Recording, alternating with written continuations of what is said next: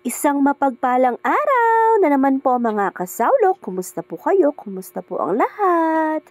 Bale 3 o'clock po ng madaling araw ay gising na po tayo mga kasawlo para unahin po nating iluto ang ating puto. Ayan po, sinasangkutan ko na po yung puto mixture natin kasi sobrang matrabaho po niyan at sobrang time consuming. Bale, sinasala ko po pala ng 2 beses ang ating puto mixture para sure na makinis at fluffy yung puto natin. Kasi isa sa nagpapasarap po yung makinis na puto at sobrang moist sa loob. Bale, sabay lang po pala kaming bumangon ni asawa, pero inuna niya yung pagbabasa po. Siyempre, importante po yon. Tapos, naghiwa na siya agad ng pang spaghetti po natin. Inuna niya yung hotdog. Nailabas ko na din po pala yung nakasangkap na manok para sa ating fried chicken. Na-marinate na po yun ng more than 24 hours.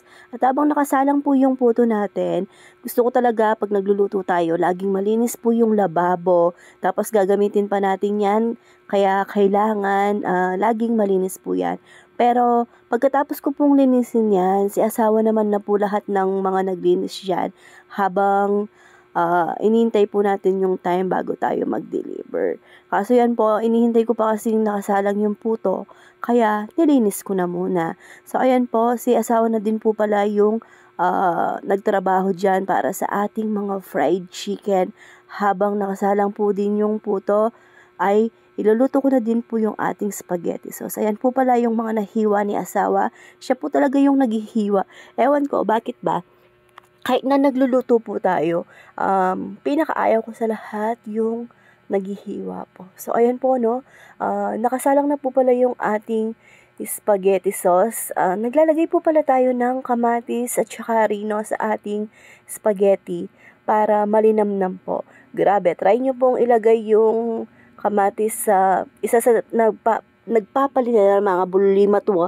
Isa sa nagpapalinamnam po ay yung kamatis. Pagkaluto naman po ng ating spaghetti sauce, ayan, ililipat ko po siya sa isang kalan natin dahil isasalang na po natin dyan yung pang pasta po natin.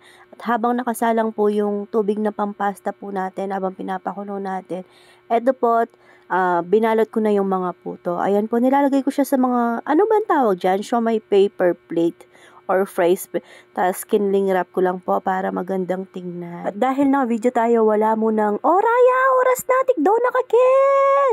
Char, ayan po, sobrang antok pa niya at ginising na po natin siya dahil kailangan niya nang maghanda papuntang school. Kasi naliligo po yan every morning bago pumasok sa school.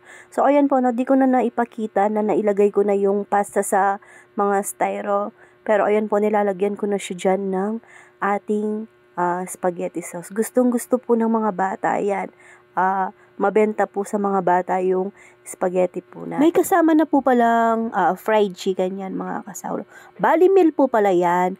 Meron na siyang fried chicken, spaghetti, 2 medium puto, at saka meron pa po pala yung juice. Hindi ko na naipakita yung juice. Tignan nyo naman po yung mga manok natin. Hindi po yan tinitipid. Sobrang malaki po talaga yan.